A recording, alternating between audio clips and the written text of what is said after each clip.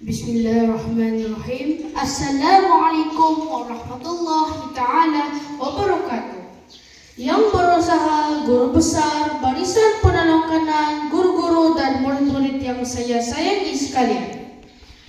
Sebagai murid yang bertanggung jawab dan cintakan negara, kita mestilah sentiasa menghormati lencana Jalur Gemilang. Lencana yang kita pakai di sebelah kanan baju bukan sekadar simbol, tetapi lambang semangat patriotik, persatuan dan jati diri rakyat Malaysia.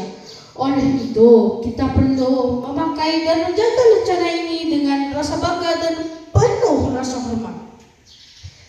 Rakan-rakan, jangan sesekali membiarkan lencana ini rosak, kotor atau dibuang sewenang-wenangnya. Jika kita menghormati lencana Jalur Gemilang, secara tidak langsung kita juga menunjukkan rasa cinta kepada negara. Ingatlah, walaupun lencana ini kecil, maknanya sangat besar.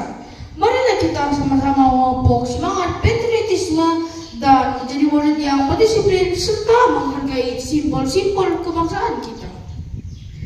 Sebagai generasi pewaris negara, kita juga bertanggung jawab untuk menyebarkan semangat menghormati lencana Jalur Gemilang kepada rakan-rakan dan ahli keluarga.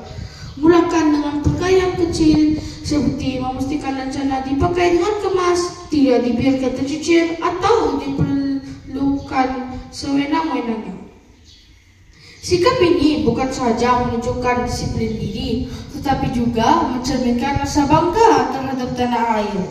Jika setiap murid memainkan peranan, pasti semangat patriotisme akan terus subur dalam jiwa anak-anak Malaysia. Jalur Gemilang lambang berdaulat, tersemat megah simbol bendera. Murid cemerlang berakhlak hebat, menjulang gagah maruah negara.